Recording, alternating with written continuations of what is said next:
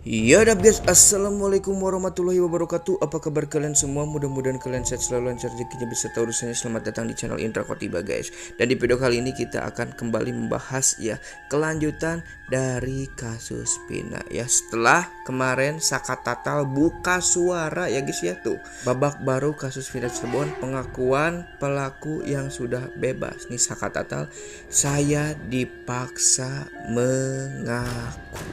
Waduh ya, makin banyak plot twist. Tag teman kalian dan komen di bawah nih ya.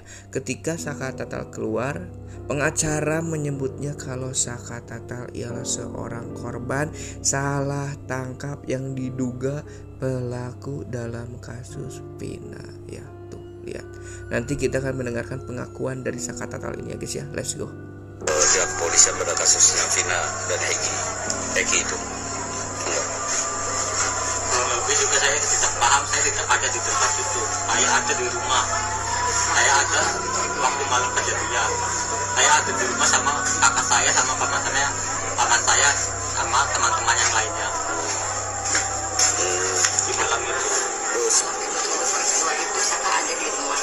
Di malam kejadian aja saya nggak ada di situ. Kak Saka kenal nggak sih sama Eki dan Vina itu, korban yang meninggal itu katanya? Dari kedua korban saya tidak mengenali semuanya. Gak ada yang kenal satupun. Satupun saya tidak mengenali.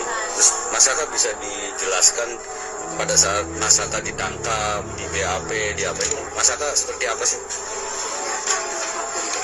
Saya sebelum ketangkap saya disuruh sama paman isi bensin, sama adiknya paman juga. Saya mau nganterin motornya paman itu. Pas barunya mau nganterin motor udah ada polisi. Saya datengin, saya kan di situ niat cuma nganterin motor. Malah saya ikut ditangkap juga tanpa sebut apapun, nggak ada penjelasan apapun, langsung dibawa. Nyampe di Polresta, saya langsung dipukulin, suruh mengakui apa yang bukan saya lakukan. Saya dipukulin, dijejekin, disiksa segala macam sampai setrum. Terus akhirnya Mas Saka ngaku. Siapa yang pukulnya? Yang mukulin yang nyetrum itu anggota polisi semua. Namanya saya nggak tahu. Terus akhirnya ngaku Mas Saka. Akhirnya aku juga. Akhirnya aku juga itu karena terpaksa. Karena terpaksa udah nggak kuat gitu. Udah nggak kuat lagi. Terus Mas Saka kan sekarang kan dengar ada 3 orang yang DPO. Kenal nggak sih Mas Saka? Dari ketika tersebut saya tidak mengenali semuanya. Terus dijelaskan lagi katanya Mas Saka dan 7 orang itu anggota geng motor. Apa benar itu? Enggak, semua itu tidak benar. Enggak. Punya motor aja enggak. Saya juga enggak punya motor sama sekali. Pada saat ditangkap Mas Saka masih sekolah? Udah keluar, udah nggak sekolah. Karena apa saja biaya atau sekolah? Ya, saya jawab waktu dia keluar tuh dia karena ingin kerja. Dia ingin dia nggak mau ngerepotin orang tua.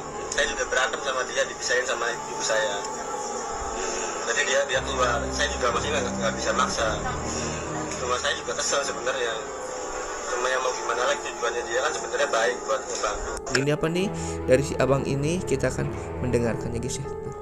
Tahun 2016 ya, saya sudah melihat adanya rekayasa, adanya SOP kepolisian yang dilanggar dalam penangkapan, penahanan, bahkan penetapan tersangka yang dilakukan oleh pihak kepolisian kepada Saka Tatal kliennya Ibu Titin.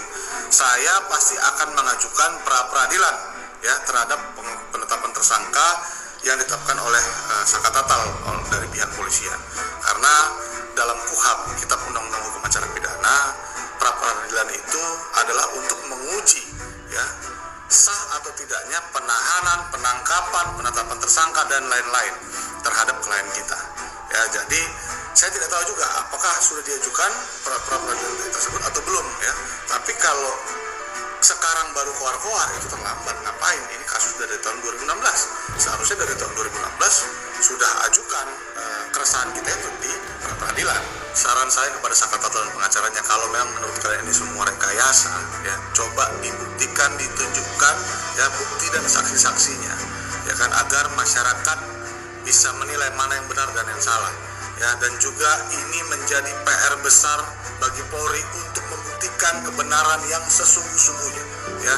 Gimana menurut kalian kawan-kawan? Apakah memang ini ada rekayasa? Kalau saya nggak yakin. Terima kasih.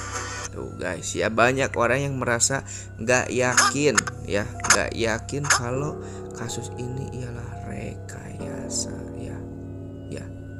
ya kan. Tuh bener, kalau misalkan ada satu kejanggalan, mending langsung ikut pra peradilan, ya. Seperti kata si abang ini, ya, ini kasus sudah lama juga, dan seharusnya jika kasus itu belum terjadi, ya guys ya, lebih baik mengajukan pra peradilan. Dan ini ialah potret, ya, tuh foto Linda yang asli. Ayo Linda keluar, ayo Linda keluar, kata netizen Indonesia. Buka fakta selengkap-lengkapnya, seasli-aslinya. Dan tadi Indra Kotiba menemukan cewek ini.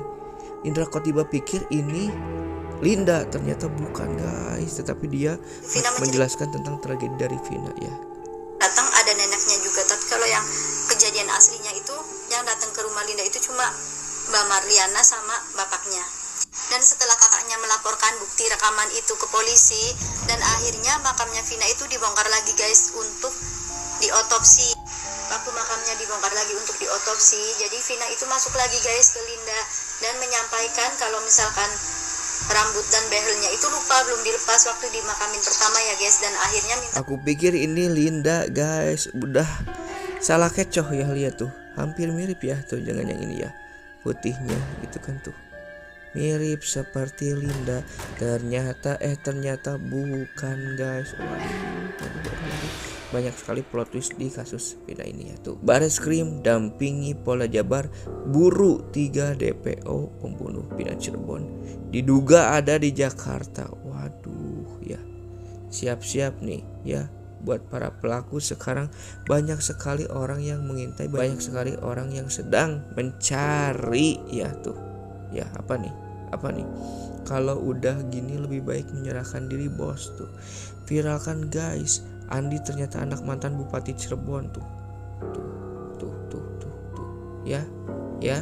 Yang kemarin ya diceritakan oleh Bang Hotman Paris, tetapi orang tuanya tidak mengaku kalau Andi itu bukan dari anggota keluarganya tuh. Ya, lihat guys, tuh. Update terkini ya. Semakin kuat pengacara terbaik di Indonesia Kamarudin Simanjuntak ikut bergabung tuh mencari keadilan untuk Vina Cirebon bersama Hotman Paris tuh. Pengacara Kamarudin Simanjuntak dan Hotman Paris saat berjabat tangan. Semakin kuat pengacara terbaik di Indonesia akan bergabung dengan Bang Hotman Paris. Saya ucapkan duka cita kepada keluarga Vina itu. Memang pertama dia bilang korban pemerkosaan dan tabrak lari.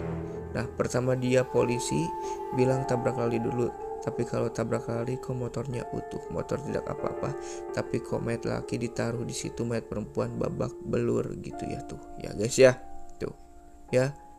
Karena Bang Hotman Paris mengajak seluruh ya pengacara yang ada di Cirebon untuk bersatu menguak kasus Vina ini. Oke guys, mungkin videonya cukup sekian. Mudah-mudahan video kali ini bisa berguna, bermanfaat untuk kita semua. Kalian sehat selalu, lancar rezekinya, beserta urusannya. Saya Indra Kotiba pamit. Wassalamualaikum warahmatullahi wabarakatuh dan ciao.